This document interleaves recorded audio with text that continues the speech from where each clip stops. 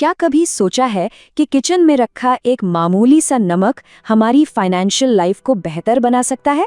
आज हम एक ऐसे ही दिलचस्प कॉन्सेप्ट को समझने वाले हैं जो नमक जैसी साधारण सी चीज को सीधे हमारी समृद्धि से जोड़ता है।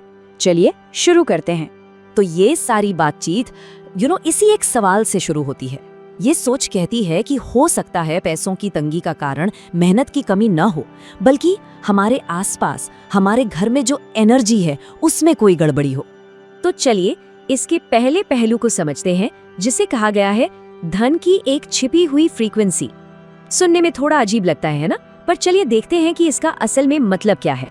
कभी ऐसा महसूस होता है कि चाहे कितनी भी मेहनत कर लो, पैसा टिकता ही नहीं, मानो जैसे किसी छेद वाली बाल्टी में पानी भर रहे हों। तो इस सोच के मुताबिक ये कोई फाइनेंशियल प्रॉब्लम नहीं, बल्कि एक एनर्जी प्रॉब्लम है, और इसी फीलिंग को अभाव का कंपन या वाइब्रेशन ऑफ लैक कहा गया है। और इस एनर्जी प्रॉब्लम का सॉल्यूशन, आपको शायद यकीन न हो, वो है नमक। जी हाँ, वही साधारण नमक जो हमारे किचन में होता है, लेकिन यहाँ उसे एक बहुत ही पवित्र और शक्तिशाली चीज की तरह देखा जाता है, जो नेगेटिव एनर्जी को खत्म करके वाइब्रेशन को बढ़ा सकता है। पर सवाल यह है कि आखिर नमक ही क्यों? इस मामूली से दिखने वाले मिनरल में ऐसा क्या खास है कि इसका इतना गहरा आध्यात्मिक और ऐतिहासिक महत्व माना जाता है? आइए जरा इसे समझते हैं। ये जानना बहुत इंटरेस्टिंग है कि आज की करेंसी से बहुत पहले नमक खुद एक तरह का धन था।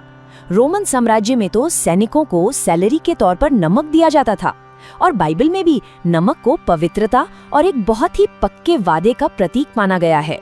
बाइबल में एक शब्द आता है वाचा, जिसका मतलब है एक ऐसा पवित्र वादा जो कभी टूट नहीं सकता। और नमक, वो भी तो कभी खराब नहीं होता, बल्कि चीजों को खराब होने से बचाता है। तो बस इसी वजह से वो इस अटूट वादे का एक परफेक्ट सिंबल बन गया। बाइबल का ये जो मशहूर कोट है, तुम पृथ्वी के नमक हो, ये इसी विचार को और भी मजबूती देता है। इसका मतलब है कि नमक सिर्फ कोई चीज नहीं, बल्कि दुनिया में अच्छाई, शक्ति और एक बड़े मकसद का प्रतीक है। तो नमक की ये सारी सिंबॉलिक पावर आज हमारी फाइनेंशियल दिक्कतों से कैसे जुड़ती है? इसका जवाब छिपा है वाइब्रेशन, एनर्जी और अलाइनमेंट के कंसेप्ट में। चलिए अब इस पर बात करते हैं। इसका बेसिक आइडिया बहुत सिंपल है। हमारे विचार, हमारे शब्द, हमारी भावनाएं, ये सब एक तरह की एनर्जी, एक तरह की फ्रीक्वेंसी पैदा करती हैं, और हम जैसी एनर्जी यूनिवर्स में भेजते हैं, वैसी ही चीजों और हालातों को अपनी तरफ अट्रैक्ट करते हैं। ये जो पुरानी कहावत है ना, मृत्यु और जीवन जीभ की शक्ति में है, ये इसी बात पर जोर देती है कि हमारे शब्दों में कितनी ताकत है। इस सोच के अनुसार हमारे शब्द सचमुच हमारी दुनिया को बना या बिगाड़ सकते हैं। तो देखिए, यहाँ दो तरह की एनर्जी दिखाई गई है। एक तरफ है लो वाइब्रेशन, मतलब चिंता, शक, घर में फैला हुआ सामान, और दूसरी तरफ है हाई वाइब्रेशन, शांति, आभार और एक व्यवस्थित माहौल।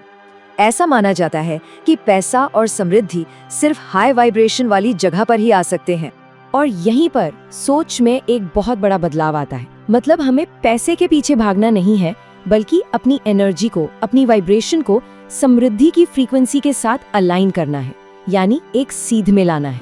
तो फिर सवाल ये उठता है कि इस एनर्जी को अलाइन किया कैसे जाए। तो अब हम बात करेंगे उस पवित्र नमक के अनुष्ठान की, जिसे इसका एक प्रैक्टिकल तरीका माना जाता है।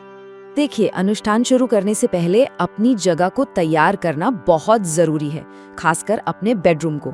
उसे साफ सुथरा रखें, फालतू का सामान हटा दें और एक शांत माहौल बनाएं, क्योंकि जैसा कमरा वैसा ही दिमाग और वैसी ही फाइनेंशियल हालत, ऐसा माना जाता है। तो अब आते हैं असल अनुष्ठान पर।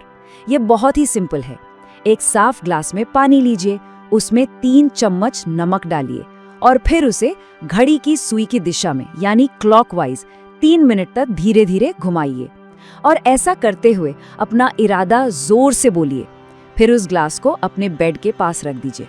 अनुष्ठान के दौरान आपको ये बोलना है, ये नमक मेरे जीवन को स्वच्छ और शुद्ध करता है। देखिए, ये सिर्फ शब्द नहीं है, ये आपके इरादे को एक्टिवेट करने का, उसे यूनिवर्स तक पहुंचाने का एक तरीका है। अच्छा, अब अगर कुछ टाइम बाद पानी गंदा या धुंधला हो जाता है, तो ऐसा माना जाता है कि उसने आपके आसपास की नेगेटिव एनर्जी को सोख लिया है। तो ऐसे में उस पानी को फ्लश कर दें और इस प्रोसेस को दोबारा करें जब तक कि पानी साफ रहना शुरू ना हो जाए। तो ठीक है, ये सब करने का नतीजा क्या होगा? मतलब इस अनुष्ठान को करने से और अपनी एनर्जी को अलाइन करने से असल में क्या बदलाव आने की उम्मीद की जा सकती है? सबसे पहला और वादा किया गया नतीजा है आपके आसपास के माहौल में एक महसूस होने वाला बदलाव। जहां पहले एक भारीपन और स्ट्रेस था, वहां अब आपको एक हल्कापन और शांति महसूस होगी। और जब आपकी एनर्जी सही दिशा में होती है तो आप एक तरह से मैग्नेट बन जाते हैं।